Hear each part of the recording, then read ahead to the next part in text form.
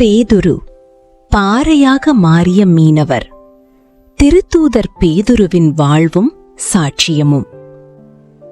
புனித வேதாகமத்தில் ஆண்டவர் இயேசுவுக்கு அடுத்தபடியாக நற்செய்தி நூல்களில் அதிக முறை குறிப்பிடப்படும் பெயர் பேதுரு. ஆனால் அவரது ஆரம்பகால பெயர் பேதுரு அல்ல, சீமோன். பெத்சாயிதா ஊரைச் சேர்ந்த யோவான் மகனான இவர் கலிலேயா கடலோரத்தில் வலை வீசிக் கொண்டிருந்த ஒரு சாதாரண மீனவர். இவருக்கு அந்திரேயா என்ற சகோதரரும் இருந்தார். முதலில் அந்திரேயாதான் சீமோனை இயேசுவிடம் அழைத்து வந்தார்.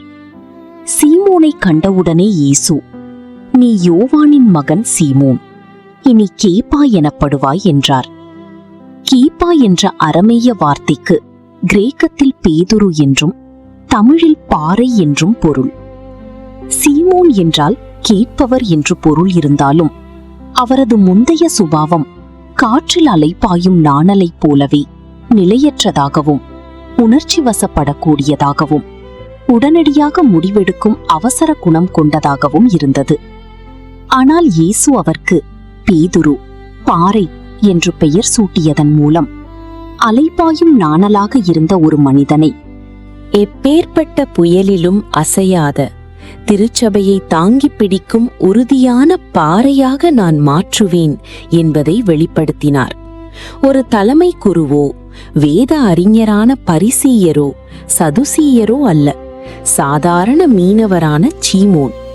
ஆனால் தனது திருச்சபையை கட்டியெழுப்ப இயேசு தேர்ந்தெடுத்த பாறை அவர்தான். குறைகளும் உணர்ச்சி வசப்படும் குணமும் கொண்டிருந்த ஒரு மனிதனை கடவுள் தமது கரத்தில் எடுத்து எப்படிப்பட்ட மாபெரும் திருத்தூதராக, அப்போஸ்தலராக செதுக்கினார் என்பதன் கதைதான் பேதுருவின் வாழ்க்கை. இயேசுவின் அழைப்பை கேட்டவுடனே படகையும் வலையையும் விட்டுவிட்டு அவரை பின்பற்றத் தொடங்கியவர் பேதுரு. இயேசு எங்கு சென்றாலும் அவருடன் செல்லும் நெருங்கிய சீடராக அவர் இருந்தார். இயேசுவின் சீடர்களில் எதற்கும் முந்திச் செல்லும் துடிப்பும் ஆர்வமும் கொண்டவர் பேதுருதான்.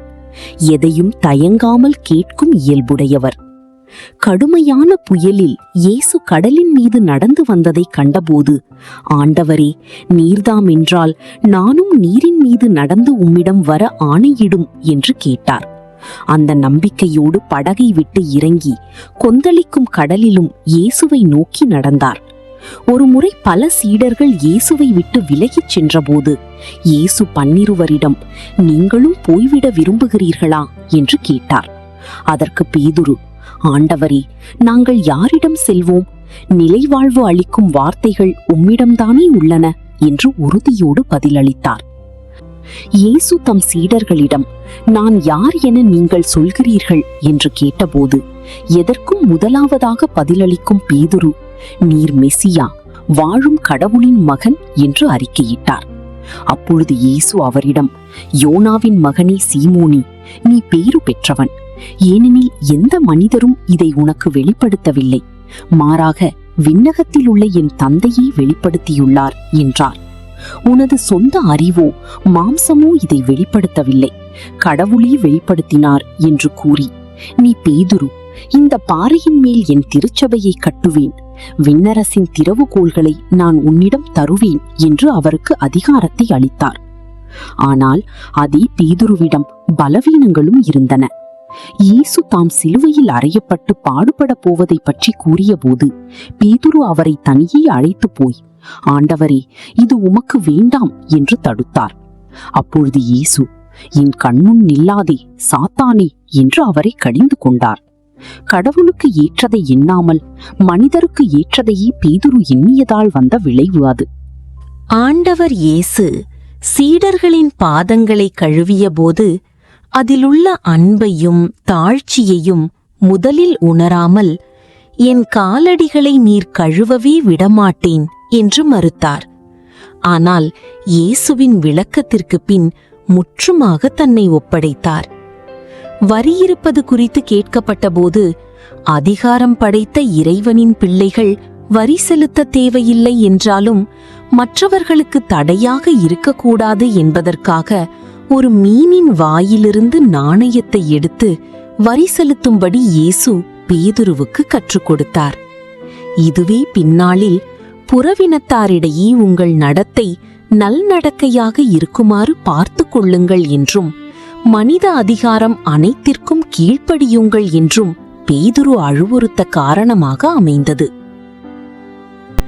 எல்லாரும் உம்மை விட்டு ஓடிப்போனாலும் நான் ஒருபோதும் ஓடிப்போக மாட்டேன் என்று பேதுரு பெருமையோடு கூறினார். ஆனால் இயேசு, சீமோனே, கோதுமையை புடைப்பது போல உங்களை புடைக்க சாத்தான் அனுமதி கேட்டிருக்கிறான். ஆனால் உன் நம்பிக்கை நிலைத்திருக்க நான் உனக்காக மன்றாடினேன். நீ மனந்திரும்பிய பின் உன் சகோதரர்களை உறுதிப்படுத்து என்றார். இயேசு கைது செய்யப்பட்ட போது உணர்ச்சி வசப்பட்ட பேதுரு தனது வாளை உருவி தலைமை குருவின் பணியாளனான மால்கு என்பவனின் காதை கண்டினார். அப்போது இயேசு, என் தந்தை எனக்கு அளித்த துன்பக் கிண்ணத்திலிருந்து நான் குடிக்காமல் இருப்பேனா என்று அவரை தடுத்து சுயக்கட்டுப்பாட்டை கற்றுக் கொடுத்தார். அடுத்த சில மணி நேரங்களிலேயே தான் இயேசுவின் சீடன் என்பதை மக்கள் முன் ஏற்றுக்கொள்ள மறுத்து 3 முறை இயேசுவை மறுதலித்தார் பேதுரு. ஆனால் சேவல் கூவியதும் இயேசுவின் வார்த்தைகளை நினைவு கூர்ந்து மனம் கசந்து அழுதார். தன்னை முழுமையாக கடவுளிடம் சரணடையச் செய்தார். உயிர்த்தெழுந்த இயேசு பேதுருவை உடனடியாக ஏற்றுக்கொண்டார். நீ என் மீது அன்பாயிருக்கிறாயா என்று 3 முறை கேட்டு தனது மந்தையை மேய்க்கும் பொறுப்பை மீண்டும் அவரிடமே ஒப்படைத்தார்.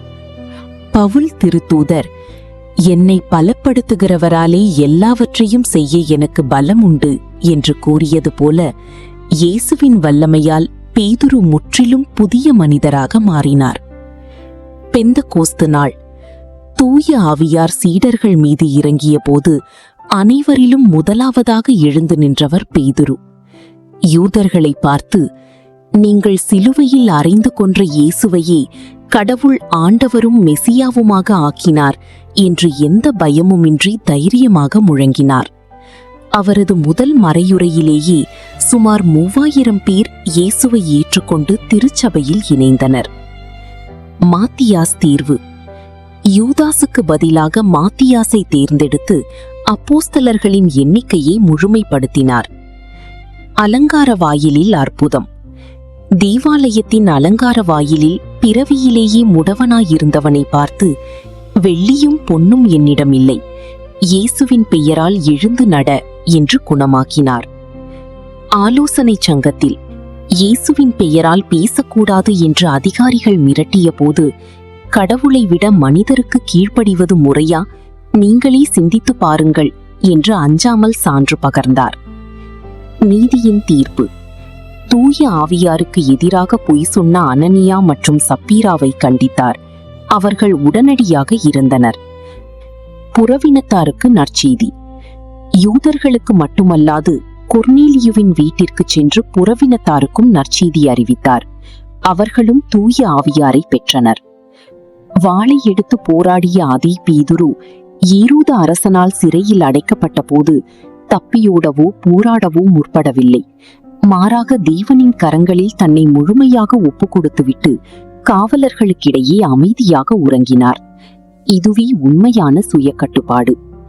கலத்தியா சபையில் அந்தியோக்கியாவில் ஒருமுறை யூதர்கள் வந்ததை கண்டவுடன் புறவினத்தாரோடு சாப்பிடுவதை பேதுரு தவிர்த்து விலகிச் சென்றார். இதை கண்ட திருத்தூதர் பவுல் மற்றவர்கள் முன்பாக பேதுருவை கடிந்து கொண்டார். திருச்சபையின் தலைமை குருவாக இருந்த போதிலும் பேதுரு எந்த கோபமுமின்றி தனது தவறை ஏற்றுக்கொண்டு பவுலின் திருத்தத்திற்கு தாழ்மையுடன் கீழ்ப்படிந்தார்.